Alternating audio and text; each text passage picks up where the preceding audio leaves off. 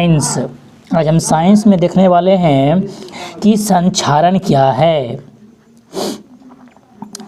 तो हम जानते हैं कि संक्षारण के बारे में पहले हम लोगों ने इसके बारे में पहले चर्चा नहीं किया, लेकिन आज कर रहे हैं कि संक्षारण जो होता है ना, जैसे कि इसमें सबसे पहले काम करता है कि आर्द्र वायु है ना, नमी या फिर कोई रसायन। ये जो रसायन होता है, यदि कोई धातु, हम कह सकते हैं यदि कोई धातु नमी के संपर्क में आता है या आर्द्र के संपर्क में आता है या रसायन के संपर्क में आता है तो वो संक्षरित होने लगता है। और यदि वो संक्षरित होने लगता है, कोई भी धातु आप ले सकते हैं, यदि वो संक्षरित हो रहा है तो समझ लीजिए यही प्रक्रिया संक्षारण कहलाता है। अब हम यदि बात करें तो आज लगभग सभी वस्तुएं थोड़ी कुछ तत्व बहुत जल्दी संक्षारित हो जाती है, परंतु कुछ तत्व धीरे धीरे संक्षारित होती है। तो जैसे हम बात करते हैं, जैसे नंबर 1 लोहे में जंग लगना।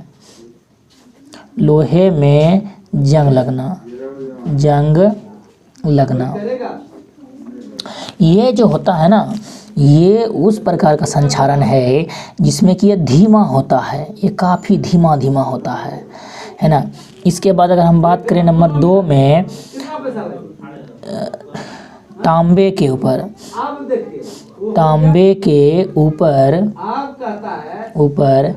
हरी परत, तांबे के ऊपर हरी परत। ये तांबे के ऊपर हरी परत, यदि हम इसे ऐसे खुला छोड़ दें तांबे को, इसके ऊपर हरी परत चढ़ जाती है। यदि हम इसको परत को हटाना चाहें तो हम खट्टे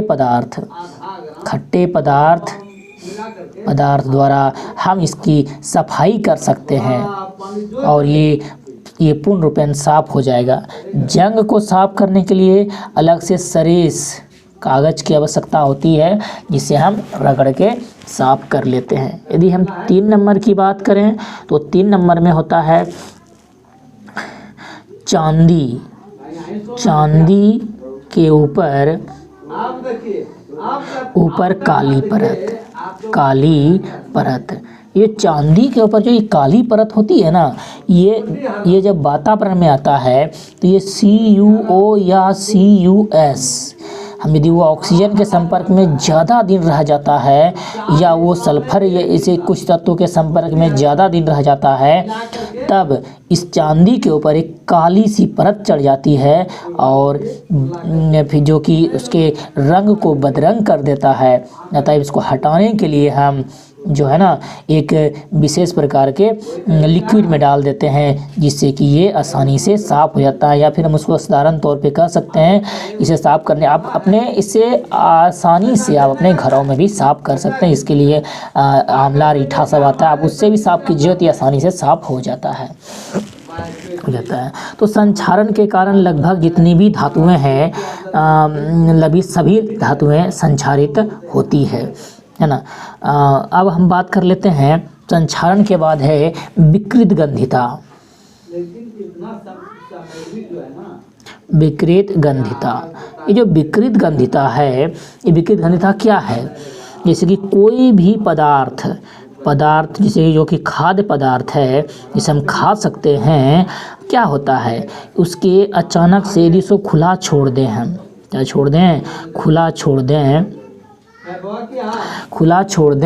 तो क्या होता है कि उसका स्वाद जो होता है ना, स्वाद एवं गंध में परिवर्तन हो जाता है। तो यही प्रक्रिया जो है ना मिलकर कहलाता है विकृत गंधिता कहलाता है। सामान्य तौर पे आपने देखा होगा कि किसी भी पदार्थों को सुरक्षित रखा जाता है, तो आप देखा होगा पदार्थों के, जैसे चिप्स की बात करें, चिप्स के डिब्बे में नाइट्रोजन भरा रहता है, नाइट्रोजन गैस भर दिया जाता है। अगर यदि हम और आगे बात करेंगे तो हम क्या देखते हैं कि चिप्स के डब्बे के अलावा जो कि पेय पदार्थ होता है। पेय पदार्थ जैसे कि तेल, हम तेल का उपयोग खाने में करते हैं, भोजन में करते हैं, है ना। तो इन पदार्थों में भी नाइट्रोजन मिला दिया जाता है, जिससे कि क्या होता है कि वो पदार्थें अधिक लंबे समय तक सुरक्षित रह जाता है। लेकिन कभी कभी क्या होती है कि हमारे घरों में कि उसे यदि हम तेल के बोतल को खुला छोड़ देते हैं तो धीरे धीरे धीरे धीरे धीरे धीरे उसके स्वाद में एवं गंध में परिवर्तन आरंभ हो जाता है, और एक समय ऐसा आता है कि उसका स्वाद भी खराब हो जाता है और गंध भी खराब हो जाता है। तो ये कि यही कहलाता है विकृत गंधिता। हम कह सकते हैं यदि किसी पदार्थ को खुले वायुमंडल में छोड़ दिया जाए तो कुछ समय के बाद उसमें उपस्थित नाइट्रोजन गैस धीरे धीरे बाहर निकल जाता है, जिसके कारण उसके स्वाद एवं गंध में काफ़ी परिवर्तन आ जाता है, जो विकृत गंधिता कहलाता है।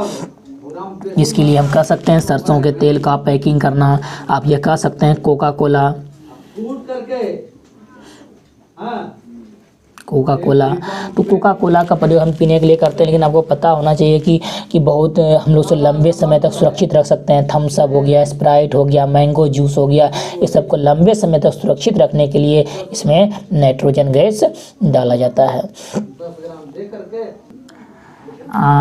मेरा एक समीकरण है, जो अब समीकरण आप सब देख सकते हैं, वो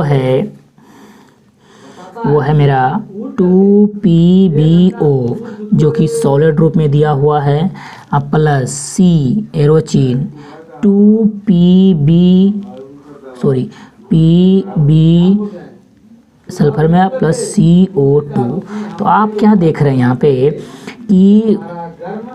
कि ऑक्सीजन जो होता है ना, ये ऑक्सीजन को छोड़ के ये कार्बन ऑक्सीजन के साथ मिलके कार्बन डाइऑक्साइड बनाता है, जो कि गैस है।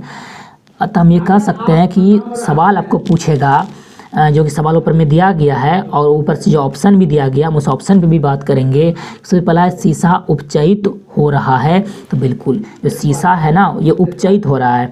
उपचयित का मतलब होता है, हम पढ़े थे पहले उपचयन में क्या होता है, ऑक्सीजन का ह्रास, मतलब ये ऑक्सीजन को छोड़ रहा है। हम ये कह सकते हैं कि PbO उपचयित हो रहा है, मतलब ऑक्सीजन का ह्रास कर रहा है। तो मेरा क्या हो गया, Pb उपचयित हो रहा है,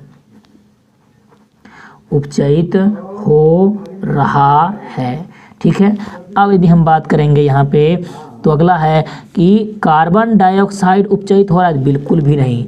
कार्बन डाइऑक्साइड ऑक्सीजन का त्याग बिल्कुल भी नहीं कर रहा है ना। अब हम अगला ऑप्शन दिया, कार्बन उपचयित हो रहा है, ये अपचयित होगा।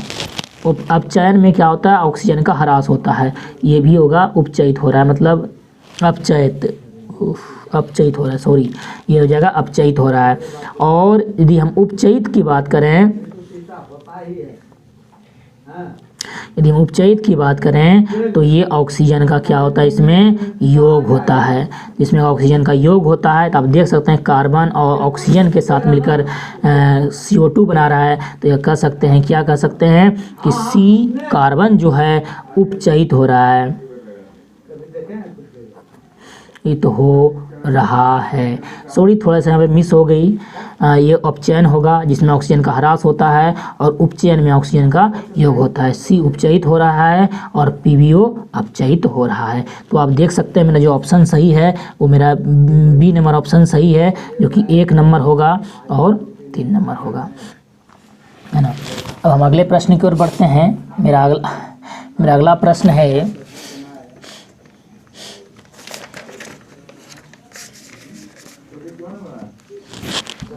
अगला प्रश्न है कि Fe2O3 plus 2Al एरोचिन Al2O3 plus Fe। हम क्या जानते हैं कि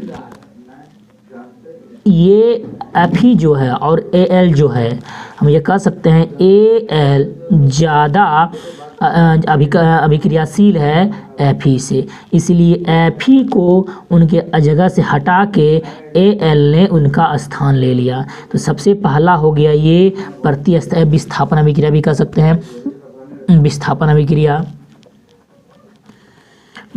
अभिक्रिया कह सकते हैं। इसे हम आसानी से विस्थापन अभिक्रिया कह सकते हैं, क्योंकि Al अधिक अभिक्रियाशील होने के कारण Fe को उनका जगह से हटा के उनके स्थान को अपना ग्रहण किया तथा Fe को अलग कर दिया, जो कि विस्थापित कर दिया, जो कि विस्थापन अभिक्रिया के नाम से जाना जाता है। अब हम अगले प्रश्न की ओर बढ़ते हैं। अगला प्रश्न है लौह चूर्ण पर, अगला प्रश्न है मेरा कि लौह चूर्ण पर तनु हाइड्रोक्लोरिक अम्ल डालने से क्या होता है, सही उत्तर निशान दीजिए। अगर हम तनु हाइड्रोक्लोरिक अम्ल पर लौह चूर्ण डालेंगे तो वह हो जाएगा हाइड्रोजन गैस।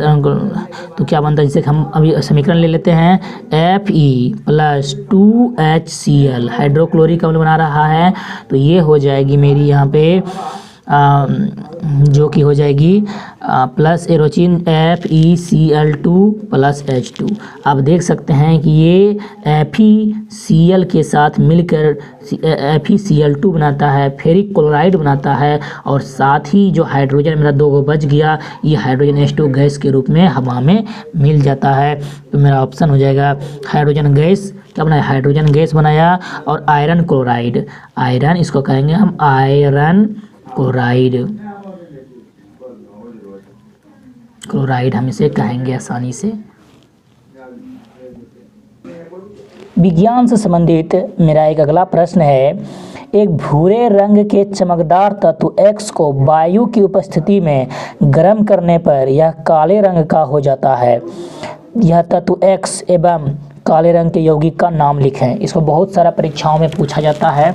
चलिए हम बात कर लेते हैं वह कौन सा तत्व है X जिसके बारे में इसमें लिखा गया है। तो इसमें लिखा है एक भूरे रंग के चमकदार X जो कि भूरा रंग का होता है। तो आप जानते हैं कि Cu एक ऐसा तत्व है जिसका कलर भूरा होता है। तो यहाँ पे सीधी भाषा में डायरेक्ट समझ लीजिए, वो जो भूरा तत्व X हो जाएगा वो हो जाएगा Cu, या फिर हम ये कह सकते हैं यहाँ पे तांबा भी हो जाएगा।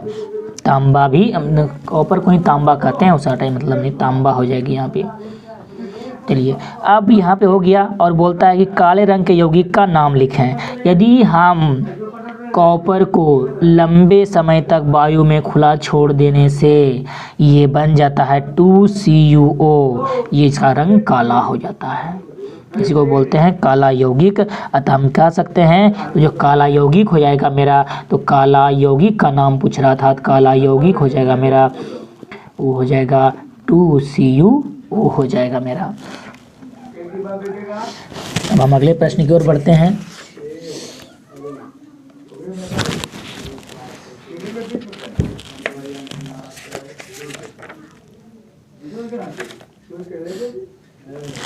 दोस्तों आज इतना ही। यदि आपको मेरा चैनल अच्छा लगे, पसंद आए तो लाइक करें, सब्सक्राइब करें तथा अपने दोस्तों को शेयर करें। Thank you.